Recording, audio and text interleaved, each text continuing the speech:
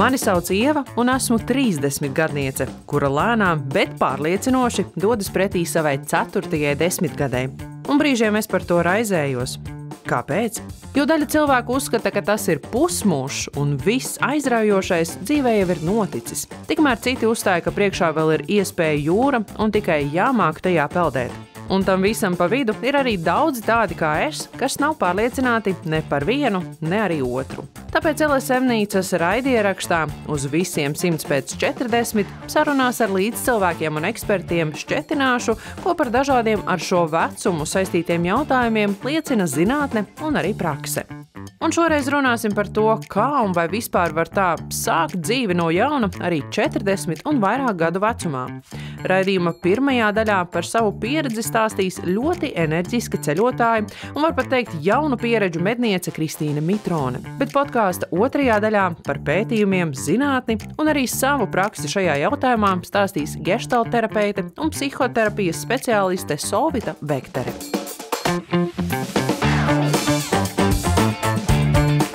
Kaut kam pateikt nē, tas ir muļķīgi, jo ko gan var zaudēt? Var tikai iegūt, tā saka viena no mūsu raidieraksta varonēm Kristīna Mitrone. Pirms 20 gadiem, gandrīz 35 gadu vecumā, viņa pārcēlās uz dzīvi Ēģiptē. 5 gadus vēlāk karstās tūkstneša smiltis nomainīja pret dzīvi Ziemeļjūras krastā, Norvēģijas pilsētā Bergenā. Un šo gadu laikā viņa ne tikai 2 reizes mainījusi dzīvesvietu, bet arī izaudzējusi dēlu, sākusi jaunu karjeru turismā. Šobrīd, 54 gadu vecumā, Kristīne strādā Norvēģijā lielākajā kruīza prāmju līnijā. Un brīdī, kad tikāmies Rīgā, viņa bija iebraukusi apraucīt vecākus un jau posās ceļā uz Šrilanku. Tur viņa mācīsies sērfot. Un kad tad citreiz to izmēģināt, ja ne tieši tagad? Dzīve taču tikai viena. Es esmu droši vien ļoti tāda azartiska, pašā būtībā, ja? Un man vienmēr ļoti interesēs, kas ir turēs tā stūra. Manuprāt, riska nav nekāda pašai priekš sevis. Ir tikai tas, ko tu vari iegūt, kaut kādu pieredzi, iespēju. Un es vienmēr sev esmu teikusi, ka ja nu tā ir tā īstā tava pieredze un iespēja, kas tev vairāk nekad netiks dota, vai tu nenožēlos, ja tu nepateiksi nē. Un tā vienmēr mani dzinas uz priekšu. Tā kā man nav baiļu nē. Es biju Eģiptē, strādāju tur 5 gadus. Pienāca laiks atbrauc atpakaļ. Atbrauc atpakaļ arī ar vienu koferi. Un tici vai nē, nedēļas laikā es izlēmu doties uz Norvēģiju. Un man vienīgā doma bija, ka es tur gribu aizbraukt un iedot dēlam izglītību. Viņam bija 9 gadi. Un kāpēc? Jo tajā laikā es atceros, ka Latvijā jau 30-gadīgi cilvēki bija veci. Un nabaga studenti, kas bija pabeiguši studijas, tie jaunie speciālisti, viņiem nebija darba, nebija iespējas viņu atrast. Viņi strādāja pat kaut kādos mazāk apmaksātos darbos, ja, un sēdēja uz kakla sabiedrībai un ģimenei. Un es sev nozvērējos, ka ar manu bērnu tā nebūs.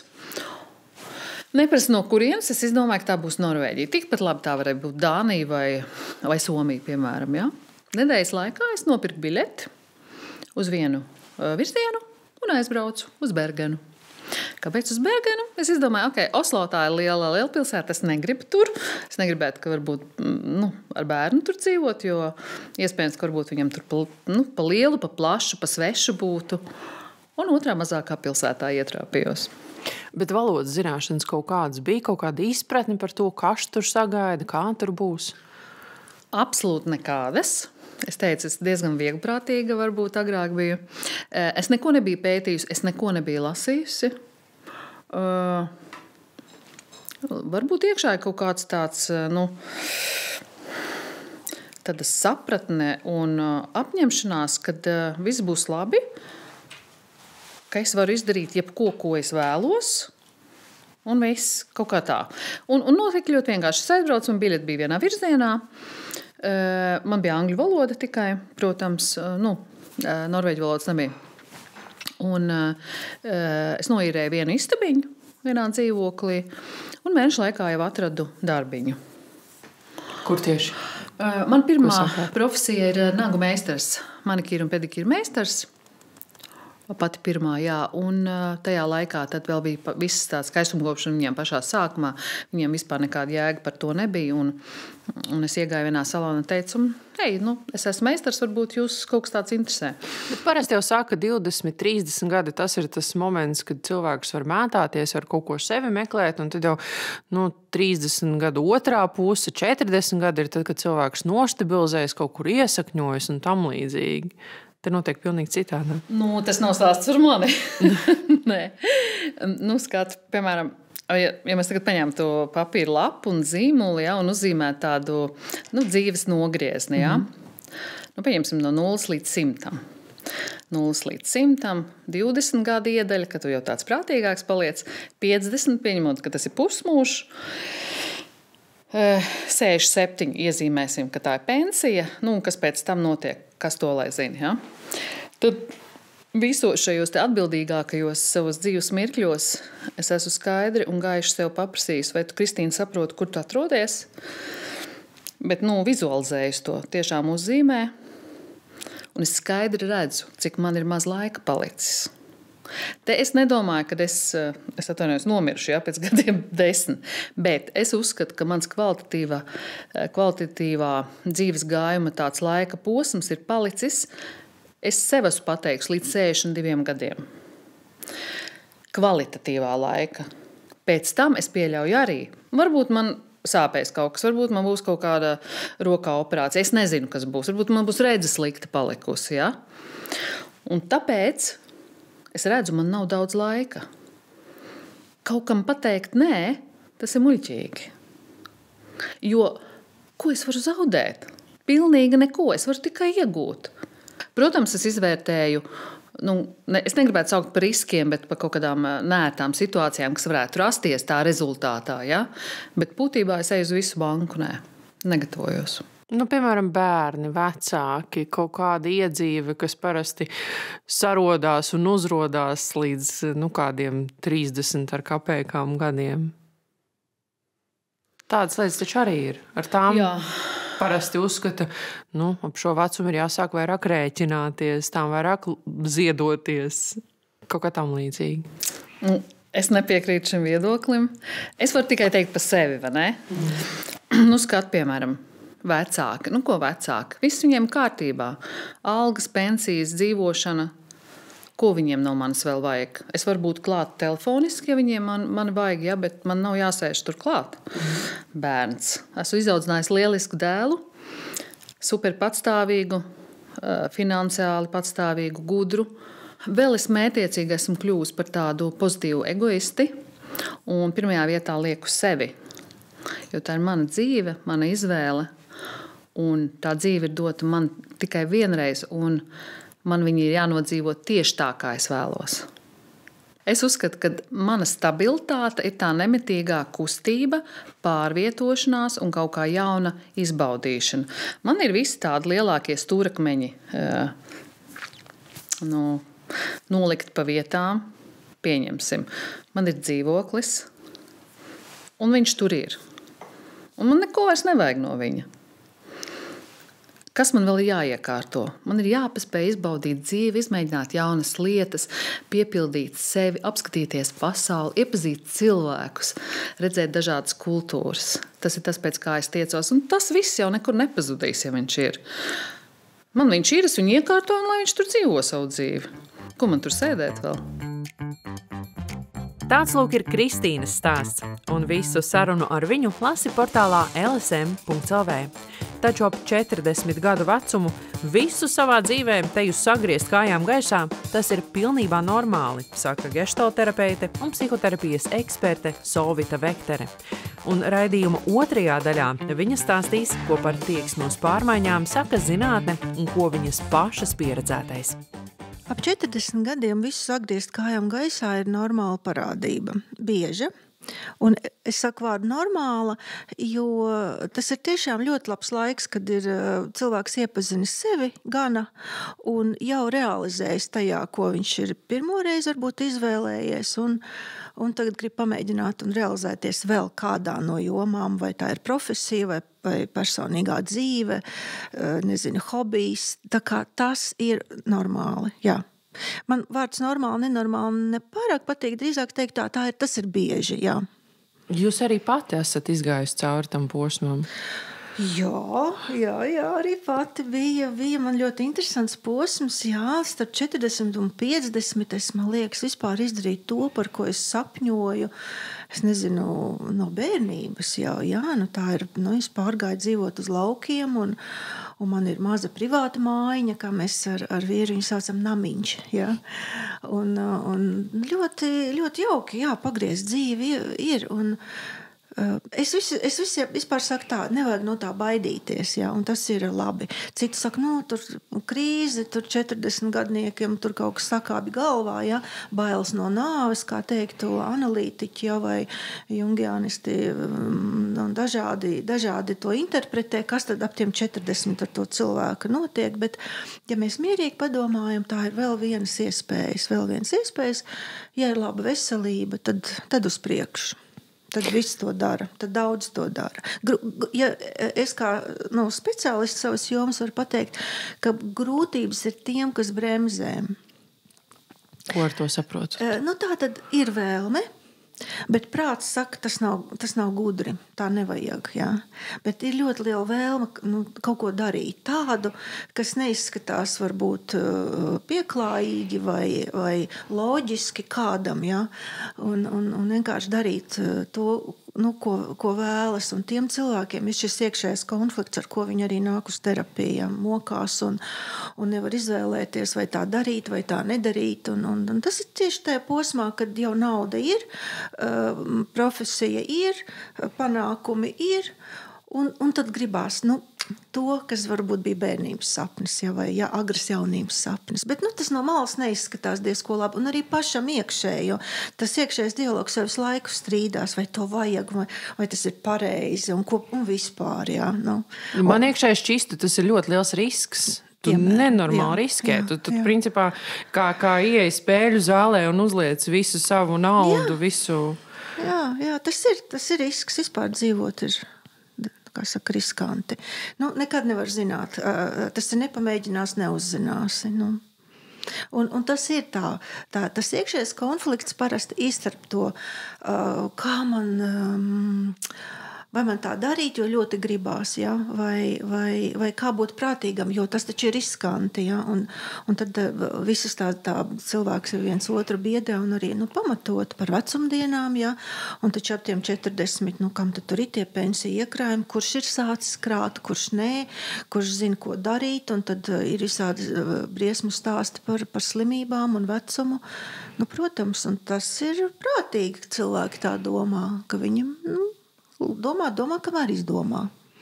Jā, tad arī iepriekš bija minēts par to, ka psihiatrs Jungs teica, ka pusmūžs ir dzīves pēcpusdiena.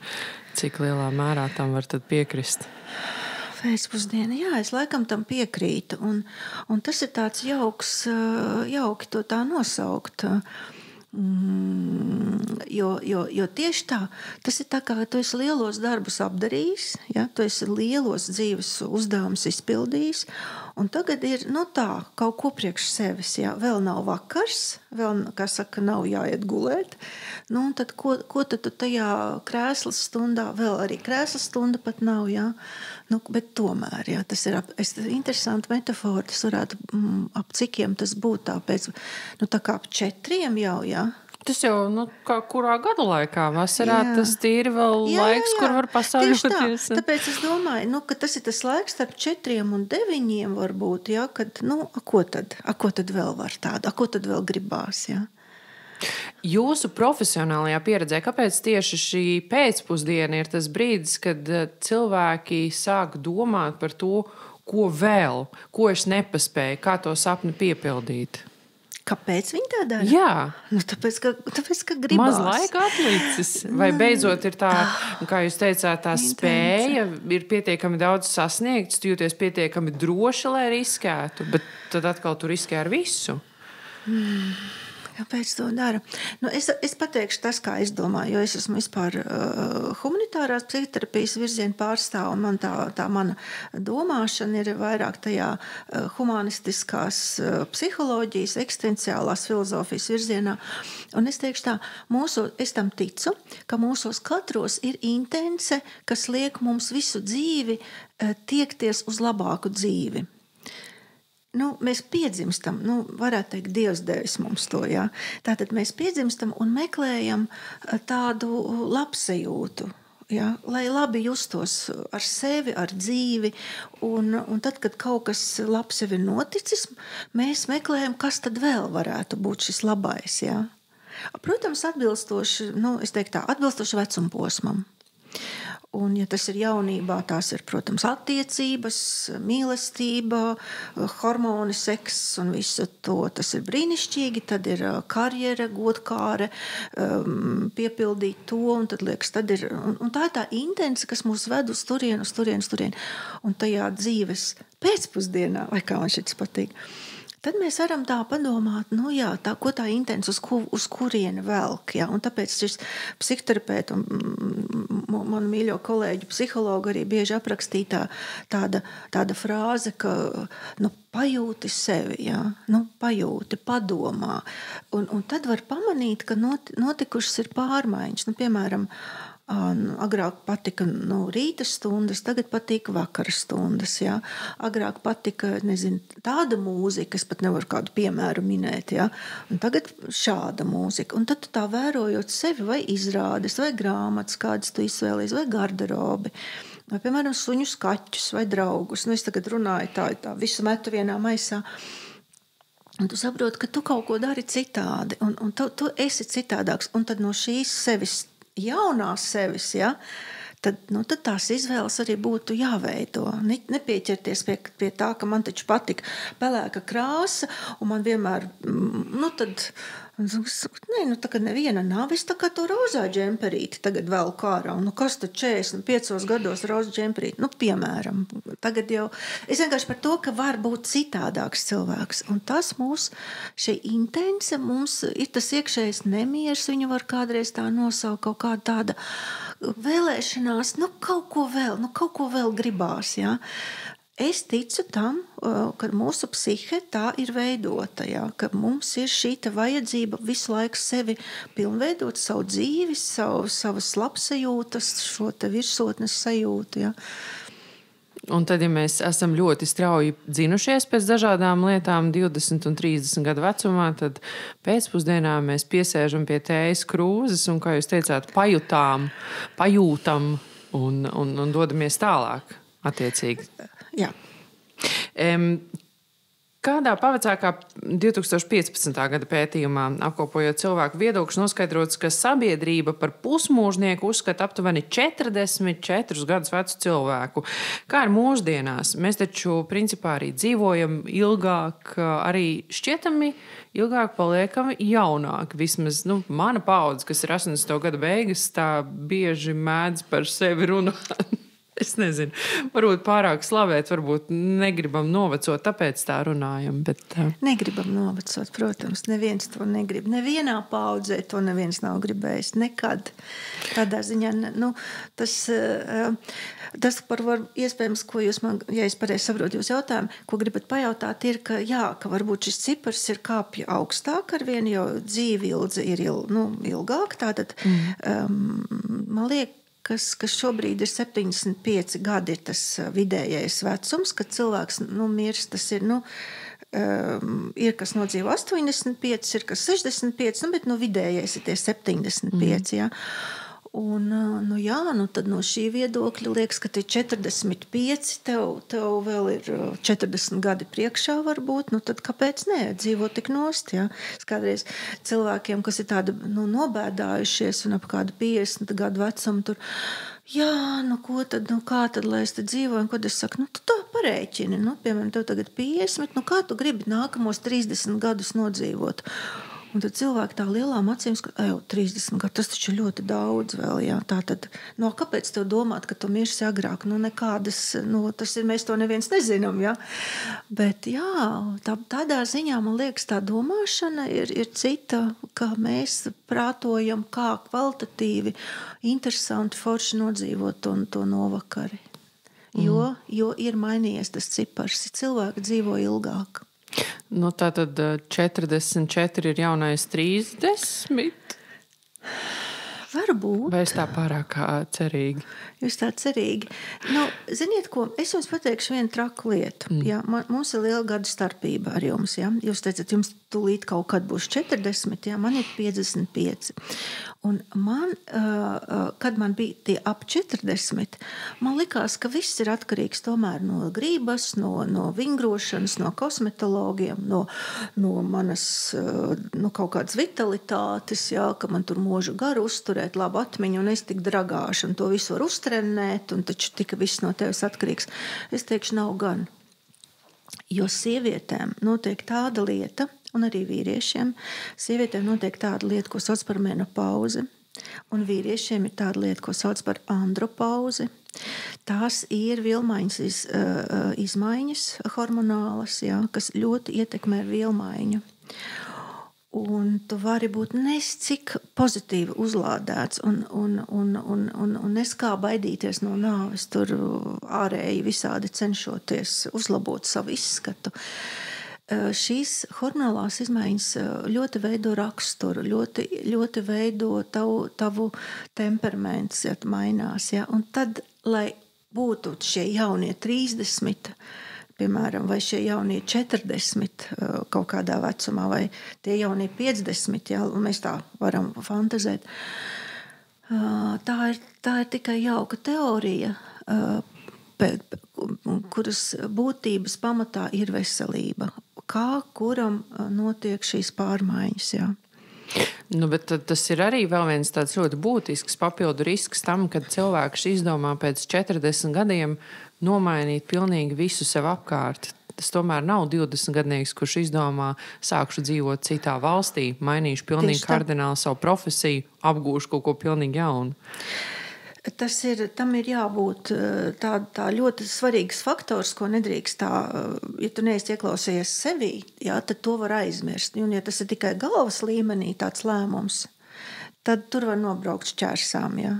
Bet ja tas ir lēmums, kur ir tāda ļoti liela sirdsdeksme un to arī saproti savu dienas ritmu, piemēram, ēšanas paradumus, sportošanas paradumus, vēl kaut ko, un tu zini, kā tu uzpildies, jā? Jo jaunībā tas sanāk tā, tu ātri izlādējies, ātri uzpildies, apmēram visu nakti neesi gulējis, no rīta iedzer kafiju, pastrādās 6 stundas, tad pusstundiņu pagult, tad atkal vienu nakti var raut vaļā, jā, tur vai strādāt, vai ballēties, vai kā, jā. Tad, kad tā vilmaiņa kļūst lēnāka un tas temperaments mainās, es par temperamentu domāju drīzāk tādu vitalitātes spēju, cik daudz tu vari padarīt tai dienā, jā.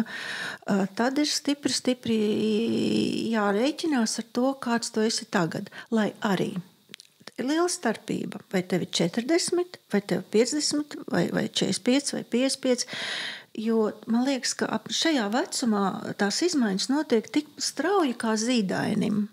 Labi, zīdainis pa nedēļai tur mainās un attīstās. Šajā laika posmā cilvēka organisms noveco, es domāju, burtiski, jā, šūnas, viss tur nervi un tā tālāk, noveco pa gadiem. Un tādēļ tas ir tik interesanti, 45 gadi vai 55 gadi, turpat ārēji var to neredzēt tik daudz, ja? Tur viena krunka vai tur 1 kilograms šurp turpu, bet tā iekšējā pašsajūta ir tas, kas ir mainās, ja? Par sevi. Un mainīt dzīvi tādēļ ir ļoti labi šajā laika posmā, kad ir vēl spēks un tā kaut kāda iekšā enerģija, viņu ātri vajag izmantot, jo tu zini, ka pēc tam tev būs ilgi jāreģenerējas, jāatpūšas, jā. un ar to ir jārēķinās. Bet jūs taču tomēr arī salīdzinoši nesen apgriezāt savu dzīvi vairāk vai mazāk kājām gaisā no tādas pilsētas dunoņas, nepārtrauktās skriešanas uz lauku dzīvi. Kaut gan lauku dzīve jau nemaz tik mierīga nav, kā dažreiz gribētos, pasapņot pie kamīniņa, pasēdēšu vakarā. Tur ir pietiekami daudz arī raušanās. Vai kā man patīk jūs, ziniet, es esmu nepareizs lauku cilvēks, jo mēs nākot, jūs teicāt, kā tad es tur biju pilsētas madāma, ne, jūs tā neteicāt, kaut kāda kundzīte, ja, un tagad, kā tad es tā laukos, es saku, es jau neesmu mainījis sevi iekšējā, tajā ziņā, ka joprojām es labi jūtos pilsētā, es zinu, kā pilsētā funkcionēt, bet man vairs negribās to darīt. Un es esmu lauku, kā saka, es esmu pilsētniece laukos, es neesmu kļuvusi, tagad būs 5. gads, kā es pilnīgi 100% esmu pārcēlusies uz laukiem, bet es neesmu kļuvusi par laucinieci. Mēs neturam lopus, mēs neaudzējam dārzeņus, ja mums, kā saka, vecās ābeles, pašas zieda, pašas ābols dod, pašas nokrīt zemē āboli, stirnes atnāk apēdi, forši. Bet es neesmu lauku cilvēks, jā, es neesmu. Lai arī dzīvoju laukos, un tā ir liela atšķirība. Tas, ko es esmu pārgriezu uz kājām gaisā, ir, ka es esmu sapratusi, lai es uzpildītos ar šo, kaut kādu šo vitalitāti, šo spēju atkal darboties dažas stundas dienā, lai man ir interesanti, un lai man ir spēks, un lai man nekas nesāp, man ir ļoti vajadzīga daba. Un tas ir tas, ko es smaidu līdz ausīm šai brīdī, ja? Ka tu tāds vasām kājām ar savu kafijas krūzi aizvelcies apstaigā to savu lauku apkārt ar suni un 2 kaķiem, kas velkās līdzi, jo viņi visi ir mans bariņš un es esmu viņu bariņš. Un tad man tur pazūd laiks un te es tur atstutējos pēc to sienu rulli, ko kaimiņš tur ir nopļaus, paldies Dievam, arī mūsu sienu, ja? Un es paņem savām gotiņām un tur vienkārši skatos debesīs un aizmirst, ak, Dievs, cik pulkstenis. Un, protams, pulkstenis nav līdzi, un, protams, telefons nav līdzi, un kaķiem arī nav kabatiņu, kur ielikt telefonu vai pulksteni. Un tas ir tas, jā, ka man šie lauki ir vienkārši būšana pie dabas. Un, protams, nav cilvēku manā ainavā, kas man ir vissvarīgākais, jā. Es ieklausījos sevi un es sapratu. Es gribu izvēlēties, kad es gribu redzēt cilvēkus un kad nē. Un tad, kad jūs vēlaties, tad vienmēr ir iespēja attiecīgi aizbraukt kaut kur satikties. Jā, stunda rastīti, ko braukt no maniem laukiem uz Rīgu. Un man arī sanāk darbs 4 reizes mēnesī Rīgā. Es braucu vadīt seminārus, tā kā. Bet es to kontrolēju, jā. Manā personīgajā telpā man ir mans vīrs un mani dzīvnieki, jā. Un viss. Un stirnas tās arī staigā ļoti tūp pie logiem. Vienu dienu arī Alnis nogāja gar logu. Ak, dieniņās. Jā. Tā kā es neesmu laucinieks kļūs, jā. Un tā kā savā ziņā tāds hibrīds, ne šis, ne tas, jā. Principā mainījāt vidi, nokļuvāt, kur gribējāt, bet darījāt to sevi nelaužot. Nemaz. Vienīgais ir viena tāda lieta, un par to es brīnījos, bet pagājušajā gadā es izlasīju dažādus rakstus par šo tēmu un nomierinājos, ka kā saka, visi kārtībā. Es esmu izvēlējusies ļoti dabisku dzīvi. Mēs ar vīru esam uz viena viļņa. Mums ir plīts, mums ir krāsums, mums ir malkas apkure, mums ir aka, mums nav kanalizācija mājās, jā. Mums ir āra duša, mums ir pirts. Mēs dzīvojam tā kā 19. gadsimtā cilvēki dzīvoja. Tas ir, ne ar ko neatšķirās. Jā. Bet tas ir tomēr kaut kādā ziņā drusku smagāk nekā... Lūk, un jums vai klausītājiem var šķist, ka tas ir smagāk, bet tas ir tas, kā es uzpildos. Ja?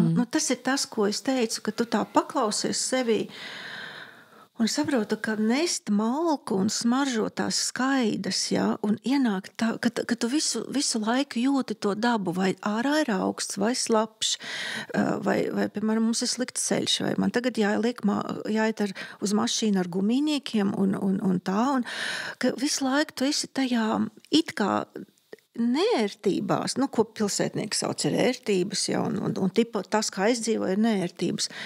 Es saku, tā ir ērtība, jo es visu laiku uz savas ādas jūtu dabu. Kā tad tur ir? Tu ienāc svēsā mājā, protams, no rīta neviens nav iekurinājis, ja?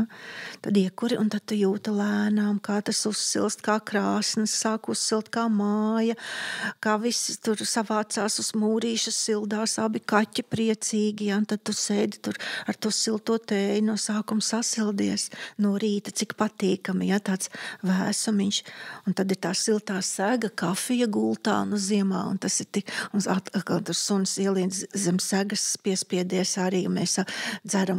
Un saprot, tas ir tas dabiskums, jā.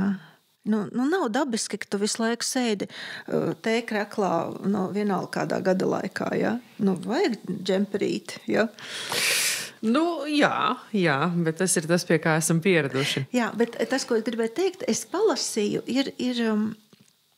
ir tāda, angliski to sauc forest therapy, tas ir meža terapija, kas ir šobrīd ļoti aktuāli tieši pilsētniekiem, un to praktizē arī Latvijā. Es pati neesmu certificēta šajā metodē, bet tā doma burtiski ir tāda, paņemt to pilsētnieku un aizvest uz mežu un nesteidzīgi ļaut viņam pavadīt laiku pie dabas, bet palēninot šo cilvēku. Jā, apmēram stundā 2 kilometri vai mazāk, jo mazāk, jo labāk, kur tausta, smarža, garša, visu, ko tu jūti uz ādas, ko tu redzi, ja, ka vienkārši palēnināt to, lai var atgūt tādu savu mieru, spēku. Man pilnīgi elpot gribās dziļāk jums jau to stāstot. Ja? Un tas, man liekas, ir tas, ko var cilvēks jau tādā garīgā, fiziskā briedumā jau atļauties, ja? Tādu sevis palēnināšanu. Un, kā jūs teicāt, to pēcpusdienu, varbūt tēju iedzert, ja? Bet tā doma ir tēju ar skatu vismaz uz dabu, ja? Vai klusumā, ja, kur nebrauc tā kā es pie Ziedoņdāras dzīvoju, lai cik jauka vieta tā būtu Baronielā, tur visu laiku brauca garām čakielas mašīnas, ja, vai. Un tas pavisam cits tas noskaņojums. Un šai ziņā es sevi lauzu, jā, man nav šīs vannas, bet man viņu arī negribās, man ir pirts, kur mēs sakurinam, un ir šis klusums, un šī spēja aizklīst kaut kur, uz 2 stundām un pazaudēt laiku un vienkārši atgriezties un nezinu, kāpēc būt ļoti laimīgai. Ja? Man šeit ko grūti piebilst, jo es sajūtu to laimu un mieru, ko jūs tur arī sajūtat. Bet atgriežoties pie tēmas, vēl es lasīju kādu ievada pētījumam par pusmūžu, un tad tur bija tāds teikums, ka pastāv daudz maldīgi priekšstati par pusmūža vecumu, kā arī pusmūža pieaugušo attīstības posmiem un izaicinājumiem. Tāpēc jautājums, kas ir jūsu pieredzē populārākie maldīgie priekšstati? Es varbūt pateikšu vienu skarbu lietu, bet man liekas, tas ir tas, ka sievietes atliek dzemdēt bērnus, un ka tas, ko jūs teicāt, kā ap 40 ir tagad ok, vai var taču līdz 60. Es pat nezinu, kā radies šis apgalvojums un kas viņu tā izplata.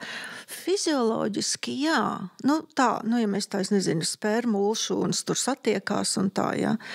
Bet to laboratorijā var izdarīt, tur bez mazai vispār cilvēku klātbūtne drīz nebūs vajadzīga. Kaut kādu surrogātu ķermeni var atrast, jā. Bet ja pati sieviete par to domā, tad viņas aizmirst, ka šīs pārmaiņas notiek. Un arī vīriešiem šajā laikā ir lēnāki, gan tie spermatozoīdi vairs neskrien tik ļoti uz to mērķi un ar tādu tempu, gan arī sievietēm mainās tās sievišķīgās spējas. Un arī, protams, vitamīni un kaulu blīvums un tā un šitā. Nevajag.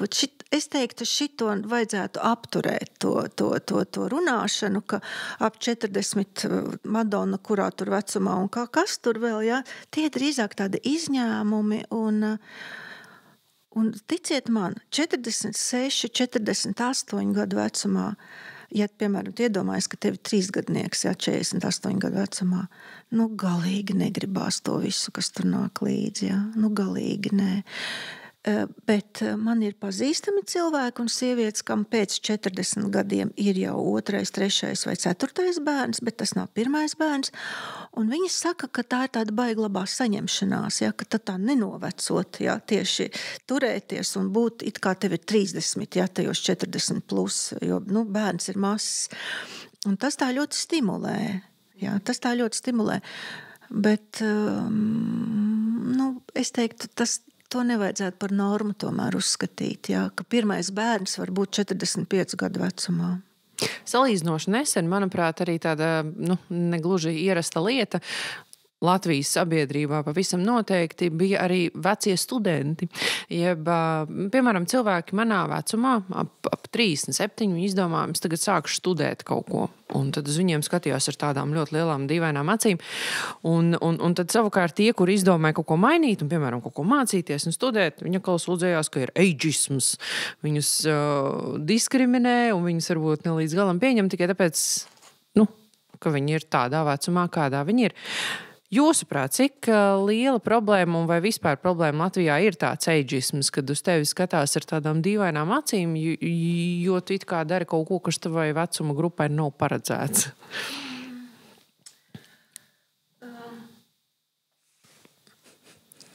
Nezinu, es neesmu tādu papētījusi, kas vispār notiek, jā, pētījumos un varbūt kaut kādās profesijās tas ir raksturīgāk. Bet man liekas, ir tikai dabiski, ka mēs cilvēki izvēlamies tādus enerģiskākus, jaunākus cilvēkus vispār. Mēs tiem dodam priekšroku. Piemēram, pat nezinu par to.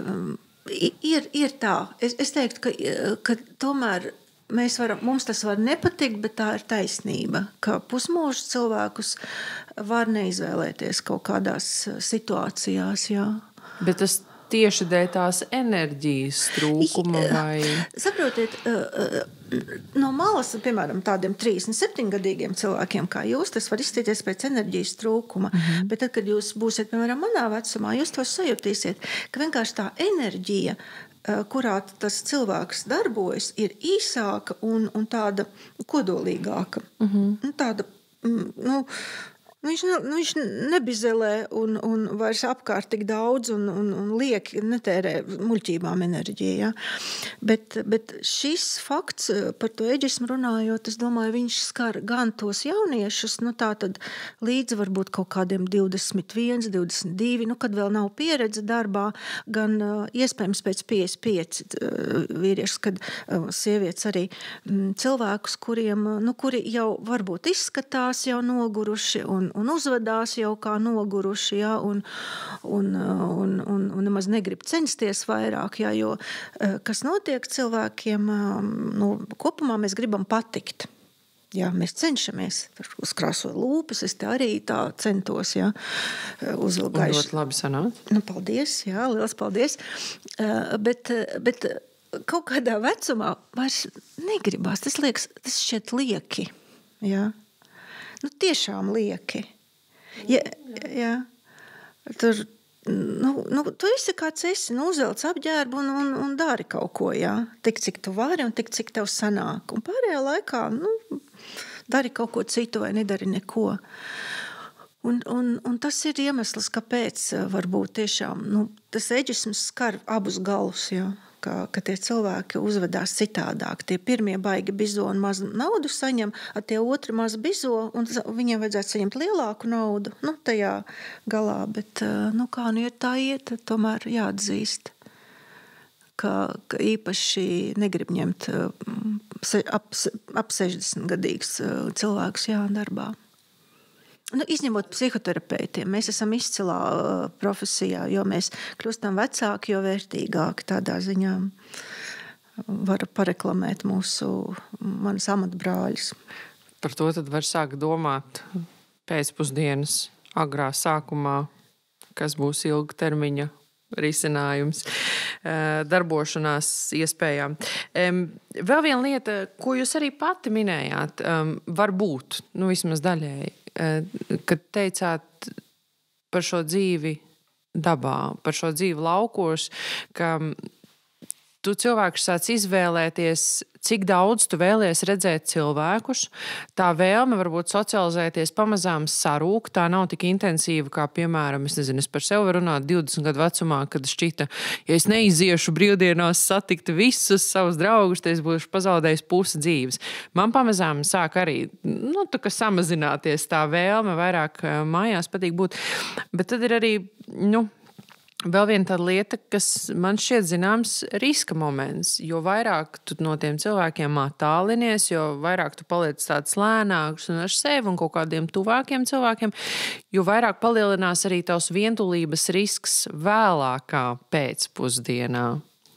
Un par to vientulību es gribēju pajautāt, ka tā ir arī plaši atzīta par vienu no būtiskākajām veselības problēmām mūsdienu sabiedrībā. Un jūsuprāt, vai Latvijā ir pievērsta pietiekami liela uzmanība tam, vai ir pietiekami padomāts par pusmūžu, jo īpaši senioru iesaistīšanu sabiedriskās aktivitātēs?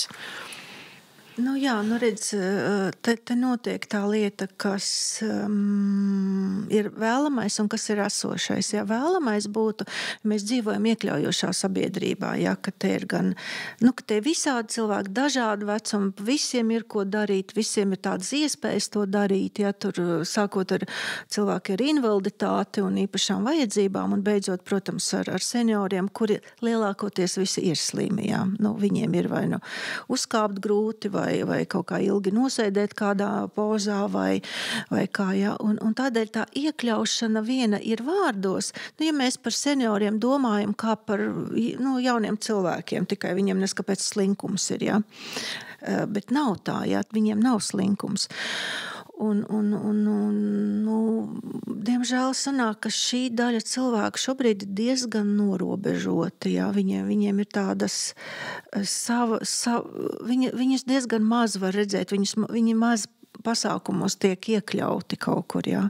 Par viņiem maz padomā kaut kā īpaši. Ja nav tuvinieki, kas viņus aizved, jā, vai pieskata, vai palīdz, ja viņi, tādiem cilvēkiem, tad viņiem pašiem ir ļoti grūti kaut ko darīt, jā. Jo tur ir arī tāda domāšanas un rigiditāte ir, viņi paši nemāk, piemēram, Boltā izsaukt taksīti, jā. Vai nezin, kā norēķināties ar telefonu, jā, tur vai vēl kaut kā. Un tas, un bieži vien tie jaunākās paudzes vai vidējās paudzes cilvēki, viņi var būt neiecietīgi, viņiem ir grūti, ka, ko tas tur nesaprot, ja, vai ko tur ņemties. Un tas ir žēl, un par to ir žēl. Un tad, kad es domāju par vecumdienām šajā nozīmē, tad kļūst skumja, un tad tā vientulība, viņa tur tā kā sāk iezakties. Kā tad es dzīvošu, ja, jo laiks ļoti strauji mainās, tehnoloģijas, notikumi, netiek līdz tie vecāki cilvēki, ja. Un atkal, tas nav tādēļ, ka viņi slinki vai dumji. Tas ir tas, kas notiek ar cilvēku, vienkārši novecojot. Ļoti daudz funkcijas, kognitīvās tai skaitā mainās, jā. Es dažreiz esmu aizdomājusies, bet tas varbūt ir tikai tāds mans priekšstats par lietām, ka varbūt savā ziņā tur pie vainas ir tāds kā caurums mūsu sabiedrības attīstībā, cilvēka katra attīstībā, ka ir šis varbūt periods pēc 50, pirms 60, kad cilvēks sāk ar vien vairāk pazust kaut kā no sabiedrības aktivitātēm, un tad, kad atkal ap tiem 75 vai 80 uzpeld un gribētu, viņš jau ir kaut kā pazudis no aprites. Respektīvi, nav tā aprite nepārtraukta, lai atcerētos, ka šī cilvēku grupa patiesībā ir. Tā ir gribēt spējīga, nevienmēr rīcības spējīga, bet gribēt spējīga vienmēr ir. Un tad brīdī, kad mēs par viņiem atceramies, tas jau kļūst par kaut ko, es nezinu. Man ir tāds novērojums. Viņš ļoti, tā kā es dabu vēroju, tāpat man ir tāds novērojums par cilvēkiem, ka lielākoties mēs labi saprotamies ar vienaudžiem. Mhm. Ja? Un, ja jums, es vispār izbrīnījos, ka jūs man uzaicinājāt uz šādu sarunu, jo mēs neesam vienā vecuma grupā. Un tie būtu garlaicīgi, ko tu man kāds pastāstītu. Lūk, jā. Bet, piemēram, ir cilvēki, kuriem, jūs esat savā vecuma grupā, savā, bet jums var nepatikt, kas te sēž viena prātuļo un varbūt pat ir gudrāka par jums. Komfortabli. Nē, es saku kā piemēru, ne jūs konkrēti jau, protams, nē. Bet, un tad ir tā līdzīgs ar līdzīgi, mēs varam būt tādā dialogā. Tie vecākie cilvēki, viņi prasa tādu cieņu, viņi prasa tādu, drusku citu attieksmi, jā, un viņi kaut kā liek dažreiz tiem jaunākiem cilvēkiem justies nērti, lai arī viņi to neko tādu nedara, bet, tās ir iekšējās problēmas bieži vien, jā, vai es tur mammu atgādinu, vai kādu skolotāju, vai vēl kaut ko. Un tādēļ tā paudžu pāraušana, ka jūs sakat, it kā pazūd, ja, tie cilvēki, viņi saistīti ar to, ka šajā vecumā vairs var būt kaut kādos vadošos amatos vai situācijās viņu vienaudži vairs nestrādā, un tad tāpēc viņus arī vairs neaicina nekur. Ja. Saprat tā domu? Jā. It kā, bet no otras puses gribētos, lai kaut kā mēs vairāk lai tā nebūtu, protams. Un tādēļ tā iekļaujošā sabiedrība, tā ir ļoti, ļoti būtiska lieta, kuru vajadzētu vienkārši tā dzīvot, jā. Ka mēs uzreiz padomājam, kā te būtu bērniem, kā te būtu 65-gadniekam, par ko es runātu, ja te atnāk 12-gadnieks, par ko es runātu, ja te atnāktu 70-gadnieks, jā. Un arī piemēroti jautājumi un piemēroti vide un piemērota attieksme, jā. Tāda, tā ir svarīgi, jā, lai visi labi justos gaidīti, gribēti, satikt. Tas ir mans sapnis, bet, man ļoti žēl šobrīd vecus cilvēkus, tiešām žēl. Ja viņiem nav tāda, tur bērni aizbraukuši, mazbērni arī ārzemēs, jā, tādu ļoti daudz Latvijā, ka viņi paliek tajā vientulībā, ka kaut kā visi tiek paši galā un izkrīt no dzīves. Bet ziniet, kā ir, vecumdienās gribās mazāk tusiņu, jā. Nevajag tajās svētdienās visus apciemot. Labi, ja viens cilvēks piezvana, un tad jau tu esi noguris pēc šādas sarunas, jā.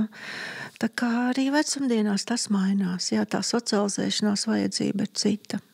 Bet šādi tad vajag kādu, saprotiet, to enerģiju no ārpuses, jā.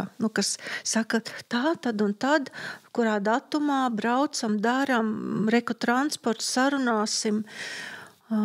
Bet no iekšpuses tas, ko es runāju par to intenciju, viņa ir vājāka, ja viņa ir jau tāda vairāk tendēta uz tādu fizisku komfortu, lai mazāk sāp, lai nekur nav mugura vai ceļi vai vēl kaut kas, ja. Tā. Es dažreiz domāju par tādu arī iespējamu risinājumu, varbūt, ja tas izklausās kaut cik prātīgi, ka būt mums kopā vairāk vienam otru izprast un pēc iespējas izvairīties no tādām kā eidžisma negatīvajām pusēm, būtu vairāk mūsu sabiedrībā dažādu pasākumu, kuros varētu piedalīties patiešām dažādu vecumu cilvēki. Pat es pirms gada atgriezos no Skotijas, un tur man ļoti pārsteidza, cik daudz ir dažādu radošo darbnīcu ikdienā, kurās piedalās gan 20-gadnieki, gan 30-gadnieki, gan arī 60-gadnieki, vai tās ir, līnija-idejas, vai tie ir kaut kādi, vēstures kursi vai valodu kursi, bet tie ir atvērti pilnīgi visiem, un tur tie cilvēki satiekās un kaut kā samainās ar savām enerģijām, pieredzēm, un tas ir kaut kā novienkāršots apmēram tādā līmenī, ka tas nevienam nešķiet pārāk sarežģīti, vismaz tā raugoties no malas. Kādus jūs risinājumus redzētu varbūt kopumā tādā sabiedrībā, lai cilvēki ilgāk justos varbūt iekļauti, spējīgi ko darīt, mainīt savu dzīvi, būt tam pat iedvesmoti? Bet varbūt, ka to nemaz nevajag, es nezinu. Vajag, jūs pareizi novērojāt, ja, ka tas ir kaut kas tāds dabisks, kur vajadzētu vismaz 3 paudzēm vai 4 visu laiku maisīties kopā, un tas to pilnvērtīgo dzīves sajūtu rada. Kāpēc es smaidīju, kamēr jūs uzdevāt šo jautājumu? Man ir tāds novērojums no Kurmenes, kur es dzīvoju, Kurmenes laukos es dzīvoju, bet ciematā mums ir arī balles notiek. Un ne tikai Kurmenē, Vallē un Erberģē un Bārbelē, un mums vispār brīnišķīgas jaukas vietas ir tautas namos, un tur notiek tas, ko jūs sakat, tur nāk visi. Vienkārši liels vai mazs. Un es padomāju, es Rīgā laikam, varbūt Kalnciemu kvartālā ir tāda pasākuma, kur arī māmiņas ar bērniem, un tur tādi pusmūžu cilvēki. Vecākiem cilvēkiem tur īsti laikam nav ko darīt, bet zini, kas ir vecums, ja, kuram, bet tiešām man liekas, ka lauki tam ir tā vairāk piemērot. Es nezinu, kur jūs Skotijā dzīvojāt, ja? Edinburgā. Tieši pilsētā, jā. Jā, bet ir kaut kāda, piemēram, mums arī Kurmenē ir mālošanas kursi notiek, ja, caur gadu, un tur arī vairākas paudzes cilvēki var nākt un iet. Tad mums tā, protams, baznīca ir ļoti aktuāla turpat. Tā kā es gribu teikt, ka lokāli tādas vietas ir. Jā, lokāli tādas vietas ir, un viņas tā dabiski veido to vidi. Un kas notiek tais lauku ballēs, mīļie rīdznieki? Aizbrauciet uz kārtīgu lauku balli, kur spēlē muzikanti, dzīvo mūziku, nezinu, to pašu Kaju Zemenes vai kurš, ja, tur mākonīti un visāds jaukas vecas un jaunas dziesmas. Un tur var redzēt, mazie lec turpat pie skatuves kājas gaisā, ja, tur jaunieši tie atkal kā viņa prot, citi pāros, citi nepāros, ja, cita vidējā paudze, tie, kas jau precējušies, tie jau tā smuki pārīšos. Veci cilvēki stāv arī skaisti, vēl tādā kā valšu ritmā kaut ko grib izdejot, ja. Visas paudzes, visi sapucējušies, cenšās, patīk, jautri. Vienkārši, dzīvības sula, ja. Nezinu, man liekas, ka Rīgā varbūt brīvdabas pasākumos kaut kur tā ir labā dabā varbūt, bet arī tur es neesmu tāds ļoti maz, kur ir tādi seniori, 65 un plus, jā. Tā kā brauciet uz laukiem. Un vairāk Kišmišā padzīvojat. Tur ir pilnīgi, jā.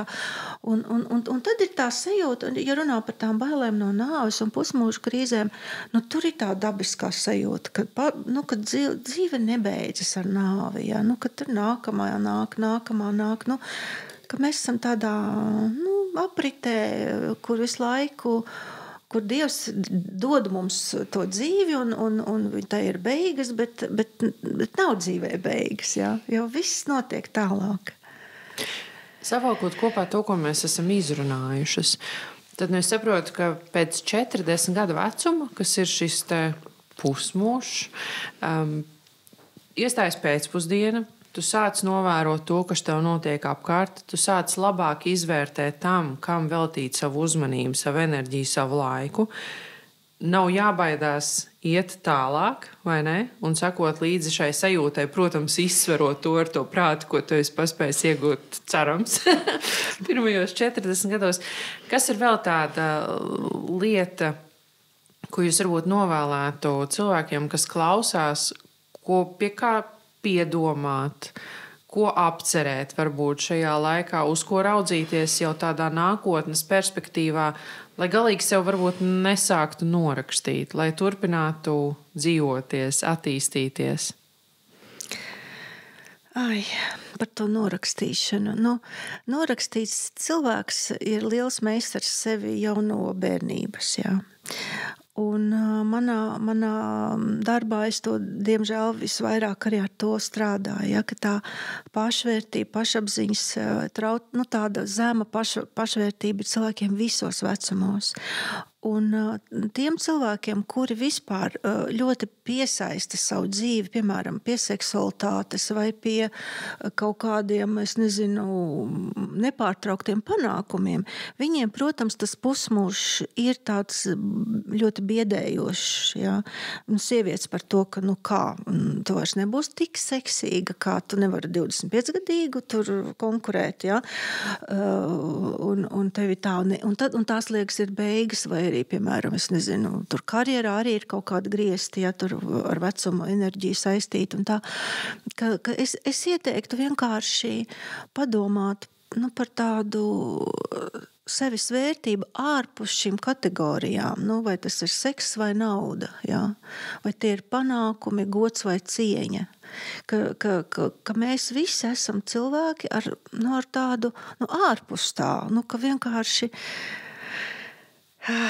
nezinu, tā dvēsele nāk uz pasaulē, lai brīnišķīgi nodzīvot šo dzīvi, un tas notiek visos vecumos. Tas notiek pilnīgi visos vecumos.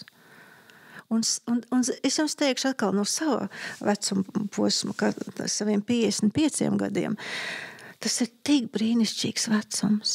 Un es tiešām bieži domāju, atceroties arī, ko man ir citi cilvēki teikuši, cik, ja mēs zinātu, cik šeit ir labi, mēs savos 40 tā no tā nebaidītos. Ja?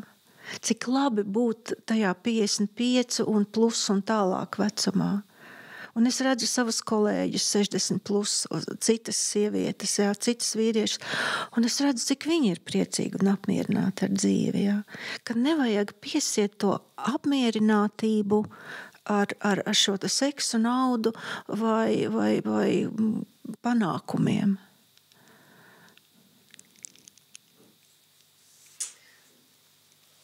Pilnīgi aprāvās doma, aizdomājos, sāku apcerēt. Es ceru, ka es varu būt jums labs piemērs, jo tas ir viena lieta, ko pie kā es pieķēros, tā kā man bija šī krīze ap tiem 40 plus, ja. Es sāku skatīties uz cilvēkiem, kas man patīk, kur ir vecāki par mani, 20 gadus vismaz, un es domāju, kāpēc kad es sāku baidīties vai zīmēt kaut kādu sliktu ainu, skatos uz tiem sliktajiem piemēriem, ja. Bet ir jādomā un jāmeklē sev apkārt šie gaišie, foršie piemēri. Bet tas nenozīmē šī pārspīlētā tāda lec pa gaisu, kā kādreiz tās Instagram vai kaut kādas citas tur bildītas. Ja, tur sieviete tur 65 stāvs, tur spagatā vai sēž, vai ko viņi tur dara uz galvas, ja, vai apģērbusies kaut kā tur un tā.